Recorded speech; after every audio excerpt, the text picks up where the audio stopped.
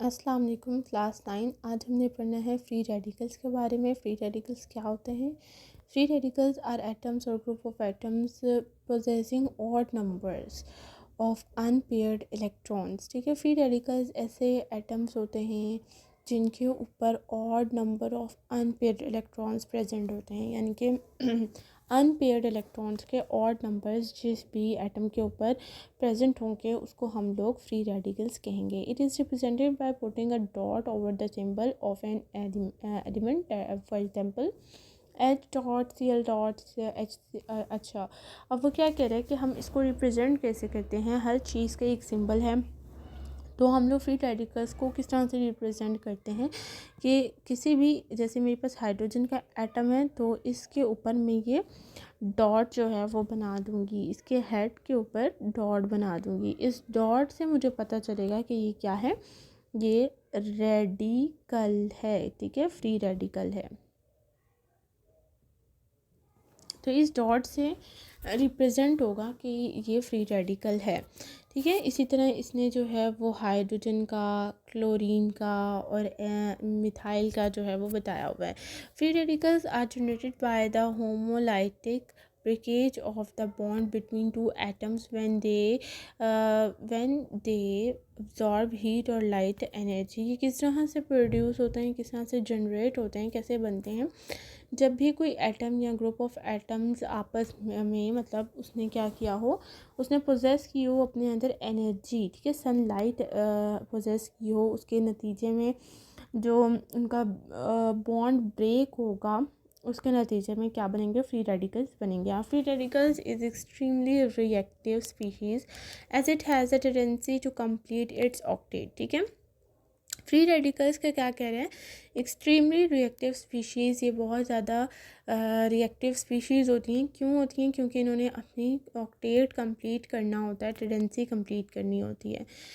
अच्छा, अब ये देखिए यहाँ पे आपको, यहाँ पे उसने एग्जांपल के थ्रू बताया है कि Cl क्लोरीन है और इसके दरमियान में ये क्या है, सनलाइट। सनलाइट इवॉल्व हुई है। ठीक है, सनलाइट इवॉल्व हुई है तो ये क्या बन गया है, क्योंकि यहाँ पर 2 था तो 2 मॉलिक्यूल्स बन गए हैं फ्री रेडिकल्स के। ठीक है, ये डॉट जो है ये इस बात को बता रहे हैं, इस बात की आइडेंटिफिकेशन है कि ये फ्री रेडिकल्स हैं।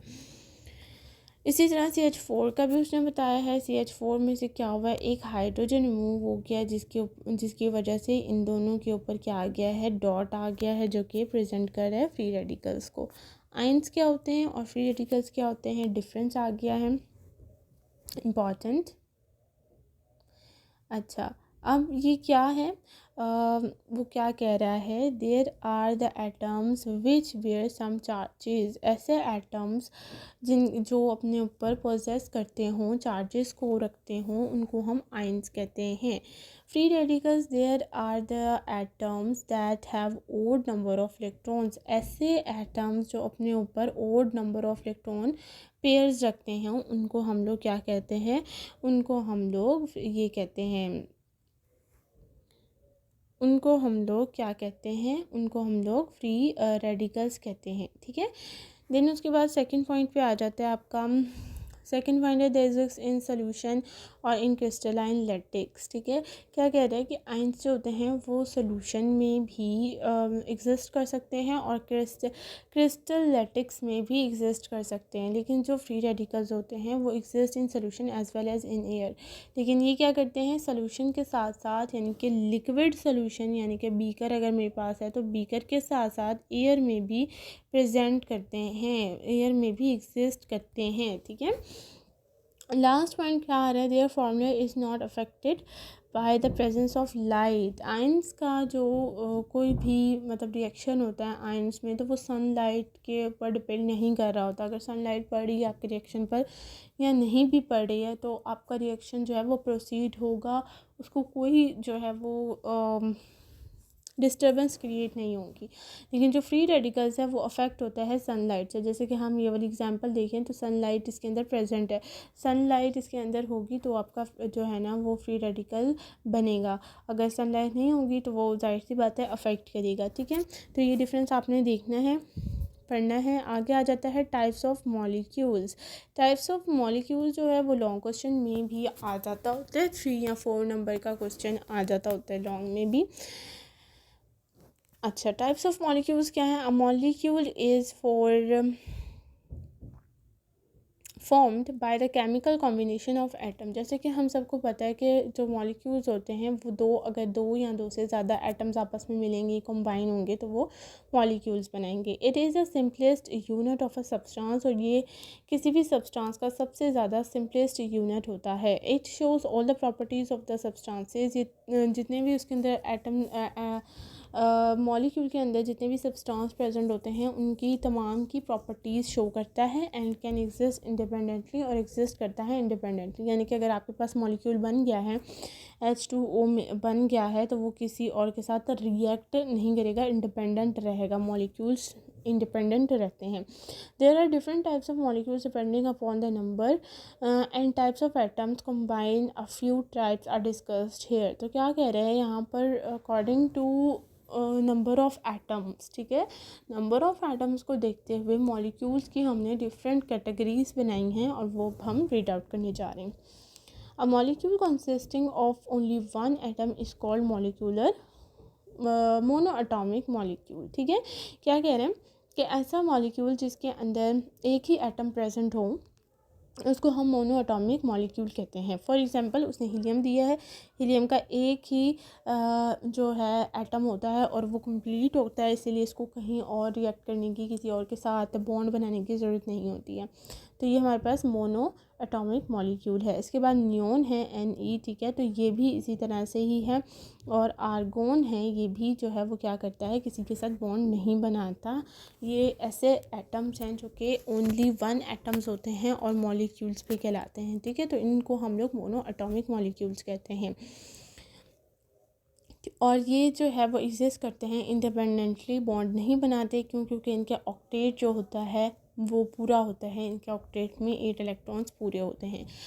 देन उसके बाद आ जाता है if a molecule consist of 2 atoms. अगर कोई मॉलिक्यूल 2 एटम्स पर मुश्तमिल है, यानी कि 2 एटम से मिलकर बना होता है, तो उनको हम लोग डाई एटॉमिक मॉलिक्यूल कहते हैं। डाई का मतलब होता है 2, ठीक है। मोनो का मतलब होता है वन, ओनली वन, और डाई का मतलब होता है 2, ठीक है। अच्छा, फॉर एग्जांपल उसने कहा है जैसे कि हाइड्रोजन गैस, अगर ये एक एटम इस एक एटम के साथ मिल जाएगा तो ये क्या बनाएगा? H2 बनाएगा। तो ये हमारे पास 2 एटम से मिलके बना है, तो ये क्या होगा? डायटोमिक होगा। इसी तरह Cl है, ये अगर ये करेगा Cl के साथ तो ये Cl2 बनाएगा, तो इसका मतलब है ये 2 एटम से मिलके बना है, ये भी डायटोमिक होगा। तो जितने भी ऐसे एटम्स मॉलिक्यूल्स हैं जो 2 एटम से मिलके बने होते हैं उनको हम लोग डायटोमिक मॉलिक्यूल्स कहते हैं। ठीक है, if it consist of 3 atoms, अगर कोई मॉलिक्यूल जो है वो 3 एटम से मिलकर बना है तो उसको हम ट्राई एटॉमिक मॉलिक्यूल कहते हैं। ट्राई मीन्स 3, ठीक है। जैसे कि OH वाटर का फॉर्मूला देखें तो एक इसके अंदर हाइड्रोजन का एटम होता है, दूसरा इसके अंदर हाइड्रोजन 2, और तीसरा एक ऑक्सीजन होता है। तो ये कितने मॉलिक्यूल हैं? 3 एटम्स हैं, ठीक है। 3 एटम्स हैं, तो इसको हम लोग ट्राई एटॉमिक मॉलिक्यूल्स कहेंगे, ठीक है। इसके अलावा CO2 हो गया, ये भी जो है वो ट्राइटोमिक मॉलिक्यूल की डेफिनेशन वो एग्जांपल है। If a molecule consist of many atoms, अगर कोई मॉलिक्यूल ऐसा है जो 3 या 3 से ज़्यादा एटम्स पर मुश्तमिल है, यानी कि 4, 5, 6, 7 इतने मॉलिक्यूल्स पे प्रेजेंट है, तो हम उसको क्या कहते हैं? हम उसको पॉली एटॉमिक मॉलिक्यूल कहते हैं, ठीक है। पॉली एटॉमिक मॉलिक्यूल कहते हैं। जैसे कि आपको यहाँ पे एग्जांपल नज़र आ रही है ग्लूकोज की, इसके अंदर 6 एटम्स होते हैं, कार्बन के 12 एटम्स होते हैं हाइड्रोजन के, और 6 एटम्स होते हैं ऑक्सीजन के। तो ये कितने ज़्यादा एटम्स जो हैं वो बन रहे हैं। तो ऐसे मॉलिक्यूल्स जिसके अंदर 4 से ज़्यादा एटम्स प्रेजेंट होते हैं उसको हम लोग पॉली एटॉमिक मॉलिक्यूल्स कहते हैं, ठीक है। A molecule containing same type of atoms, ऐसे मॉलिक्यूल्स जो कि सेम टाइप ऑफ एटम्स अपने अंदर रखते हों उनको हम मोनो एटॉमिक मॉलिक्यूल्स कहते हैं। फॉर एग्जांपल हाइड्रोजन, ठीक है, अगर ये हाइड्रोजन के साथ ही बॉन्ड बना लेगा तो ये दो एटम्स सेम एटम्स हैं, तो इसको मैं होमो एटॉमिक भी कहूँगी। इसी तरह अगर ऑक्सीजन ऑक्सीजन के साथ मिलाएगा तो ये भी हो गया। लेकिन अगर CH के साथ लगा, ये वाला अगर रिएक्शन हुआ कि Cl हाइड्रोजन के साथ बॉन्ड बना रहा है, तो ये वाला मॉलिक्यूल जो है वो हीट्रो कहलाएगा। हीट्रो, ठीक है, हीट्रो एटॉमिक मॉलिक्यूल कहलाएगा, जिसकी डेफिनेशन ये बताई हुई है, ठीक है। When a molecule consist of different kind of atoms is called a hetero atomic molecule. For example CO2, इसमें देखो कार्बन कोई और एटम है, ऑक्सीजन के दो एटम्स अलग हैं। इस तरह H2O, ये भी हीट्रो है। इसके बाद NH3, ये भी हीट्रो एटॉमिक है। इसमें सेम कंपाउंड जो हैं, सेम एटम्स जो हैं वो प्रेजेंट नहीं हैं, ठीक है। ये आपने देख लेना है टाइप्स ऑफ मॉलिक्यूल्स। देन उसके बाद आ जाता है एवोगैड्रोस नंबर। एवोगैड्रोस नंबर बहुत इजी है, ठीक है। एवोगैड्रोस नंबर जो है वो हम कल करेंगे इंशाल्लाह। इसके बाद सॉरी, यहाँ पे थोड़ा सा पेज मिसिंग है, आई थिंक 16 है, 17 पेज हम मिसिंग है यहाँ पे। तो हम लोग जो है वो कल इंशाल्लाह पेज नंबर 17 करेंगे, और एवोगैड्रोस नंबर हम लोग बाद में देख लेंगे। आज के लिए इतना ही। इसको मॉलिक्यूल्स को आप टाइप्स ऑफ मॉलिक्यूल्स को आपने ध्यान से पढ़ना है, क्योंकि ये इंपॉर्टेंट है फॉर लॉन्ग क्वेश्चंस के लिए, और ये इंपॉर्टेंट है शॉर्ट क्वेश्चन के लिए। तो आपने फ्री रेडिकल्स भी देखने हैं, डिफरेंस भी देखना है, और टाइप्स ऑफ मॉलिक्यूल्स भी अच्छे से देख लेना है। इसमें कुछ समझ में ना आया हो तो आपने कमेंट बॉक्स में ज़रूर पूछना है। चैनल को सब्सक्राइब करना है और वीडियो को लाइक करना है। अपना ख्याल रखना है। अल्लाह हाफिज़।